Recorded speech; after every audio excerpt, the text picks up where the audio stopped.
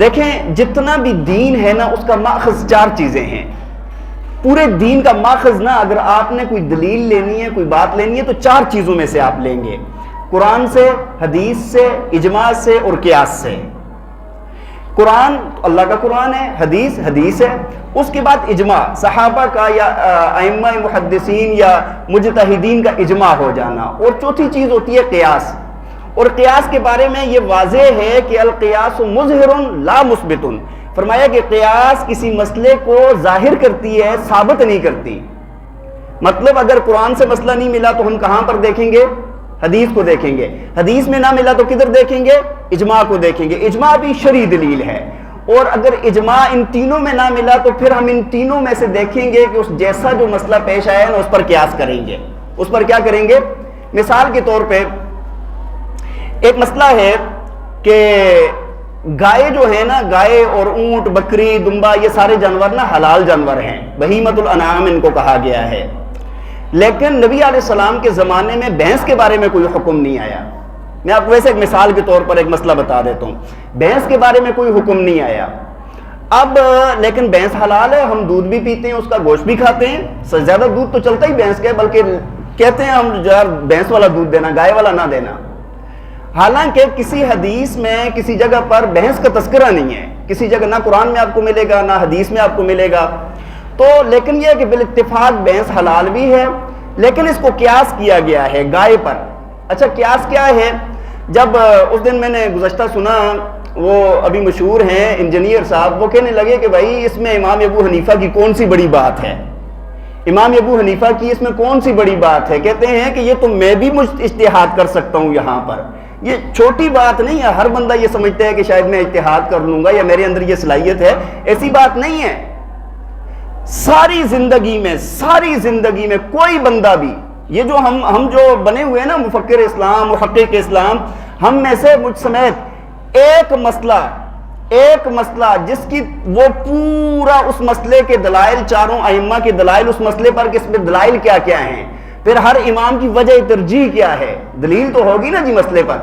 اور پھر اس کے بعد جو میں اپنی رائے قائم کروں کہ بھائی یہاں پر چاروں ائمہ نے جو وجوہات، جو ترجیح قائم کی ہے وہ ٹھیک نہیں ہے، میرے والی ٹھیک ہے. بات سمجھیں، اتحاد بہت بڑی چیز ہے، اتحاد بہت بڑی چیز ہے.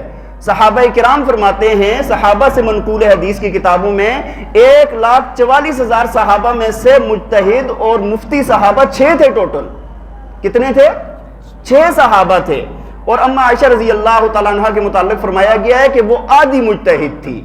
وہ محدثین نے لکھا ہے، میں اپنی طرف سے نہیں کہہ رہا، محدثین نے لکھا ہے. فرمایا کیونکہ وہ ظاہر پر حکم لگا دیتی تھی، جو ظاہر میں آیا نا زیادہ خرید نہیں کرتی تھی وہ. بہرحال اس مسئلے کے بارے میں وہ کہنے لگے کہ میں بھی بھینس کا جو ہے نا جائز قرار دے سکتا ہوں. اچھا میں بڑے غور سے سننے لگا کہ یار یہ یہاں پر ایک تو ہمیں پتہ ہے کہ مجتہدین نے یہاں پر وجہ بیان کی ہے. میں نے کہا یہ بھی شاید ان کو پتہ ہوگی وہ وجہ، اور یہ انہی والی بیان کریں. کہنے لگے کہ وجہ یہ ہے کہ جو بھی حلال جانور ہیں نا ان کے کھر کے درمیان میں چیرا ہوتا ہے. تو گائے کے بھی چیرا تھا، بھینس کے بھی چیرا تھا، بکری کے بھی چیرا ہے، ان ساری چیزوں کے چیرا ہے کھر میں درمیان میں. تو یہ وجہ ہے قیاس کی. اس وجہ پر قیاس کر کے ابھی میں بھی مجتہد بن گیا ہوں، میں بھی امام ابو حنیفہ کی یہاں پر کوئی ضرورت ہے یا کسی محدث محقق کی کوئی ضرورت ہے؟ بھائی سوال ہے. میں نے اس کے نیچے کومنٹ کیا تھا، اگر کسی ساتھی کی نظر سے گزرا ہو. میں نے یہ کہا تھا کہ بھائی چیرا تو خنزیر کے پاؤں کے کھر میں بھی ہوتا ہے. اگر چیرے کو اگر ہم وجہ قیاس بنا لیں تو خنزیر کا پاؤں اگر آپ دیکھیں اس کے پاؤں کے درمیان میں بھی چیرا ہوتا ہے، پھر اس وجہ سے تو خنزیر بھی حلال ہو جاتا ہے. بات سمجھ آ رہی ہے کہ نہیں؟ تو یہاں پر ہم دیکھیں گے بھائی وجہ قیاس کیا ہے. اب دیکھیں گے، آپ یقین مانیں، اسی ایک مسئلے کو آپ دیکھ لیں.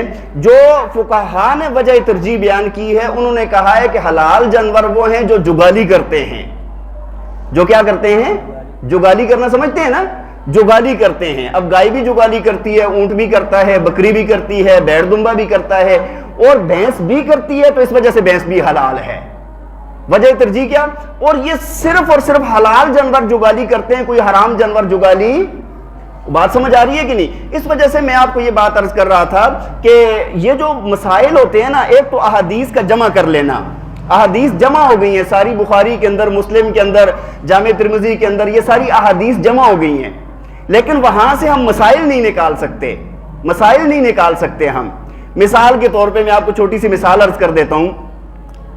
ایک بندہ نماز پڑھ رہا ہے، نماز اہم ہے یا نہیں جی؟ ہاں جی، نماز اہم ہے یا نہیں؟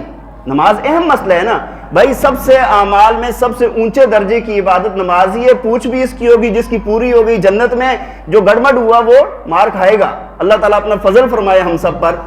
لیکن نماز کے بارے میں سب سے پہلے، اب مثال کے طور پہ اگر آپ فقہ میں جاتے ہیں تو فقہ کیا کرتا ہے کہ آپ کو بتا دیتا ہے نماز کے اندر اتنے فرائض ہیں، اتنے واجبات ہیں، اتنی سنتیں ہیں، اتنے مستحبات، اتنے مکروہات، اتنے نواقض، یہ ایک ایک چیز وہ آپ کو ایک صفحے پر ساری گن کے بتا دیتا ہے۔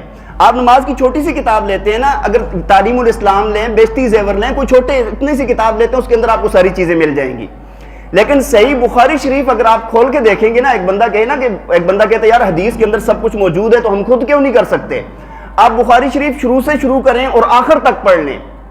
آپ مجھے کوئی ایک بندہ، کوئی مجھ سمیت، میں آپ کو یہ نہیں کہہ رہا کہ آپ کو کہہ رہا ہوں، میں عالم ہوں، میں اپنے سمیت کہہ رہا ہوں، مجتہدین کا کام ہے، ٹھیک ہے جی، میں شروع سے لے کے آخر تک نماز کے فرائض، واجبات، مستحبات، اس کی سنتیں، اس کے مکروہات میں بخاری شریف سے نہیں نکال سکتا۔ مثال کے طور پہ امام بخاری رحم اللہ نے کتاب الاذان، باب الاذان، جس میں اذان کا تذکرہ فرمایا ہے، اذان کا سارا طریقہ بتایا ہے، پورے اذان کے باب میں اذان نہیں ہے، اذان کا طریقہ بتا رہے ہیں، فرمایا کہ اذان 2 مرتبہ کہیں گے، اقامت واحد واحد کہیں گے، وہ انہوں نے بتا دیا، لیکن اذان ہے کیسے؟ اللہ اکبر اللہ اکبر، اشہد ان لا الہ الا اللہ، اذان نہیں ہے بخاری شریف میں، کیونکہ محدث کا یہ کام ہے، وہ صحیح احادیث کو سند سے جمع کر لیتا ہے۔ کتاب الجنائز آپ دیکھیں، جنازے کا طریقہ ہے، پورے کتاب الجنائز کے اندر آپ کو نماز جنازے کا طریقہ نہیں ملے گا، آپ کو احادیث آ گئی ہیں، لیکن مجتہد کو پتا ہوتا ہے کہ یہاں سے میں نے مسائل کیسے نکالنے ہیں۔ بعض لوگ یہ جو ضد پیڑے ہوتے ہیں نا کہ بھائی حدیث کے اندر جب سب کچھ ہے تو ہم ادھر سے سمجھ لیں گے، ہمیں کوئی ضرورت نہیں ہے، تو بھائی فقہ کے بغیر مسئلہ ہی نہیں حل ہوتا۔ مثال کے طور پہ آپ نے ایک نماز پڑھی ہے، نماز پڑھتے ہوئے آپ کو قرآن نے کہہ دیا کہ ورکعوا، آپ رکوع کریں، وسجدوا، اور سجدہ کریں، قرآن کا حکم ہے نا، یہ تو آ گیا۔ اچھا، رکوع کے اندر پڑھنا کیا ہے؟ یہ ہمیں کس نے بتایا؟ حدیث نے بتایا ہے۔ کس نے بتایا ہے؟ حدیث نے بتایا ہے۔ رکوع میں جائیں گے، تکبیر کہیں گے، قرآن نے کہا، رکوع کریں گے، قرآن نے کہا، پڑھنا کیا ہے اس میں؟ حدیث نے کہا۔ اٹھتے ہوئے کیا پڑھنا ہے؟ سمیع اللہ لمن حمیدہ ربنا لک الحمد، یہ ہمیں حدیث نے بتایا ہے، لیکن یہ پڑھنے کا درجہ کیا ہے؟ اگر ایک بندہ سبحان ربی العظیم کی جگہ رکوع میں سبحان ربی الاعلیٰ پڑھ لے، مثال دیتا ہوں، بھول جاتے ہیں نہیں بھول جاتے، ہم بھی بھول جاتے ہیں کبھی، اب اس بندے کی نماز کا کیا حکم ہوگا؟ نماز ہو گئی یا نہیں ہوئی؟ یہ یہاں پر پڑھنا سنت تھا، واجب تھا، فرض تھا، مستحب تھا، اس کے چھوڑ دینے سے نماز ٹوٹ گئی ہے، سجدہ سہو لازم آیا ہے، کیا ہوا ہے؟ یہ ہمیں صرف فقہ بتائے گا۔ یہ کون بتائے گا؟ فقہائے کرام جو قرآن حدیث کے ماہر ہوتے ہیں نا، وہ بتائیں گے۔ بات سمجھ آ رہی ہے کہ نہیں؟ ایک رکعت نماز کوئی بندہ صحائے ستہ سامنے رکھے، صحائے ستہ سامنے رکھے، پورا قرآن پاک سامنے رکھے، ایک رکعت نماز وہ بندہ ثابت نہیں کر سکتا۔